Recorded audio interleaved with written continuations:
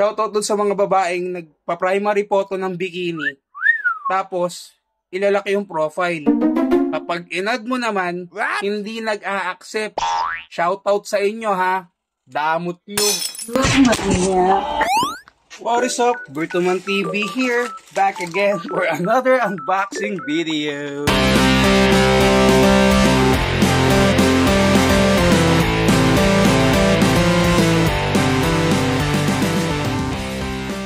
Naalala nyo nung last vid natin, may sinabi kong may gusto kong kumpletuhin at nag-request ako na sana merong mag-sponsor. So kulang pa nga tayo ron ng Ana, sana may dumating. Baka naman.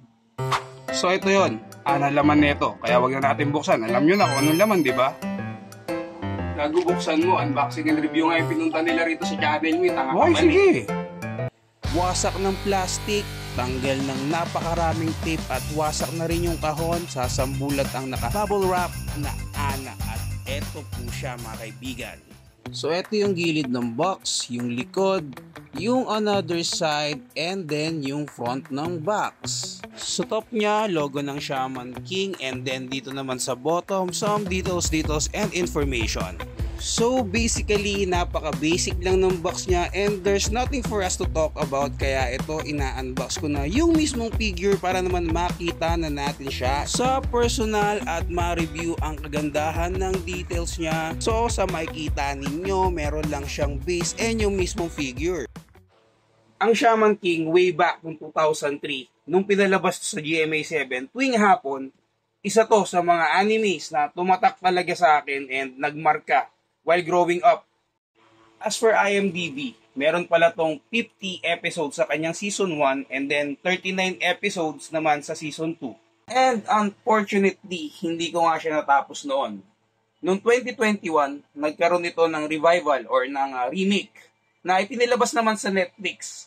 Doon natapos ko siya and merong mga slight differences yung storya kasi parang mga location ng fight ata yung mga binago. So, hindi ko nga maikahambing o maiko-compare talaga ng 100% since hindi ko nga natapos yung 2003 or yung 2001 version na pinalabas noong 2003 sa GMA7.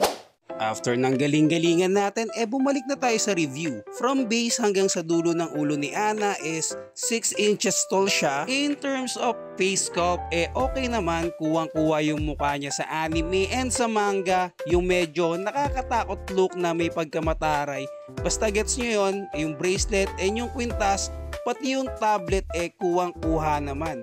Ayan yung kanyang iPad mini, o diba ang corny? So far, yung mga nilabas ng line na to, kundi except man to, na-kompleto ko na sila. I can't say na kompleto, pero at least one of each character meron na ako. Hindi ko complete in terms na dalawa kasi yung variations ng Ana, may 3 yo at mayroon 2 Hao Asakura. So far, goods naman tong aking Shaman King collection. For now, ito yung napipisil ko talagang itsura ng aking shelf pagdating sa Shaman King. Sana may mga lumabas pa na kaline nito para mas dumami pa sila, or if ever man na merong line na lalabas for Shaman King, Maximatic man yan, Grandista man yan, to upgrade my shelf, it's okay, I would buy them again. Pero sana nasa murang halaga kasi I'm a broke toy collector, di ba nga? So, yon, for now, happy ako. Tulad na sinabi ko kanina, and to wrap these things up, yun lang po. Tapos na. Bye-bye!